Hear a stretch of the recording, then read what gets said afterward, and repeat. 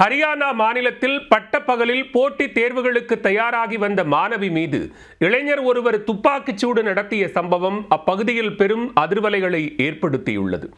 ஒருதலை காதல் வெறி கொலை வெறியாக மாறியது எப்படி?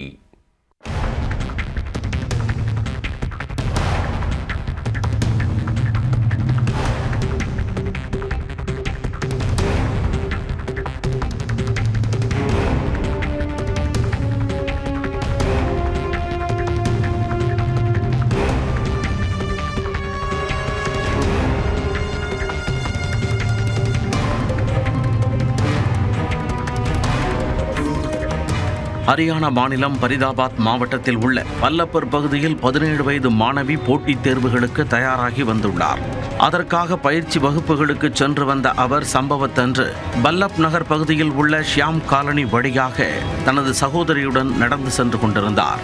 அப்போது அங்கு பைக்கை சாலையில் நிறுத்தி அதன் அருகில் பதற்றத்துடன் ஒரு நபர் நின்று கொண்டிருந்தார். அந்த மாணவி வருவதை பார்த்த அந்த நபர் தான் மறைத்து வைத்திருந்த கை துப்பாக்கியை எடுத்துக்கொண்டு அவர் அருகில் சென்று சற்றும் எதிர்பாராத சூழலில் கண்மூடித்தனமாக சுட்டுள்ளார். முதல் குண்டு மாணவியின் தலையில் பட்டுச் செல்ல, இரண்டாவது குண்டு அவரது கை விரல்களை துளைத்துக் கொண்டு தோள்பட்டையில் பாய்ந்துள்ளது. இதனால் பயந்து போன அந்த மாணவி கதறி அழுதபடி ஓட ஆரம்பித்தார். அந்த நபரோ எதுவும் நடக்காதது போல அவரது பைக்கை எடுத்துக்கொண்டு சென்றுள்ளார். இந்த சம்பவம் அனைத்தும் அங்கிருந்த சிசிடிவி கேமராவில் பதிவாகியுள்ளது. அப்பகுதி பொதுமக்கள் மற்றும் மாணவியின் சகோதரி ஆகியோர் அவரை மீட்டு மருத்துவமனைக்கு கொண்டு சென்றனர். போலீசார் நடத்திய முதற்கட்ட விசாரணையில் துப்பாக்கிச்சூடு நடத்திய நபர் ஜதின் மங்களா என தெரிய வந்துள்ளது. தலைமறைவான அவரை போலீசார் தேடி வருகின்றனர். பாதிக்கப்பட்ட மாணவிக்கு அவர் தொடர்ந்து ஒருதலையாக காதல் தொல்லை கொடுத்து வந்ததாக கூறப்படுகிறது.